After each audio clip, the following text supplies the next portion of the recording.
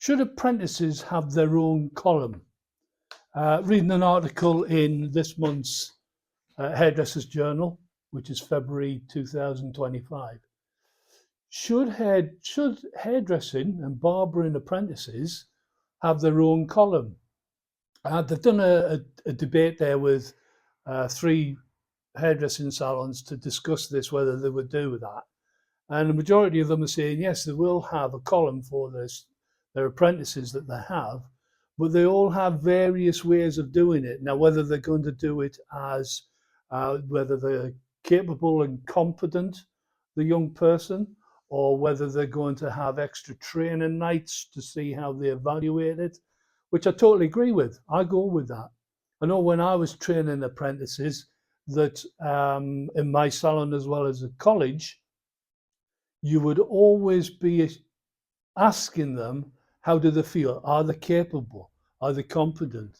And if some of them are saying, yes, I've had enough training, I would like to try it out, then you will do it on a training evening to let them have a go at it. And you're inviting customers in, obviously, so that they can have a go at it. But what I found was when I was an assessor with apprentices and I would go to the salons, a majority of the salon owners would do in-house training. So whether that would be on an extra evening or a couple of evenings, they would do the extra training with their apprentices. But there are a few salons at that time who would not do any extra training with their apprentices. They always felt that the apprentices come into the college 1 day a week on day release, and that's where we should be doing all the training. That's wrong, because when you sign up for having an apprentice to work in your salon, you agree by the terms and conditions that you will be training them on the job, not off the job where they come into the college, but on the job training, so that that young person will be able to develop their skills. So reading this debate, these salons that are doing this in the magazine, they're right in what they're saying. They will give them the extra tuition. They will help them through the blow drying sequence, because there are not just one type of blow drying, there are the different ones. Colouring, finishing a style, communication with a customer. And all salons will be saying that they have high expectations for their customers, and the customers have the high expectations too, which is correct, which is right. So you can't just feed out a student, a graduate, an apprentice, a trainee by saying, right, you've got your own column, it's costing us a lot of money to train you, you're now going to just start making money for us without any guidance. I don't think that's as much as it used to be many, many years ago. I always found that the ones who didn't do much training, they never kept their apprentice very long anyway.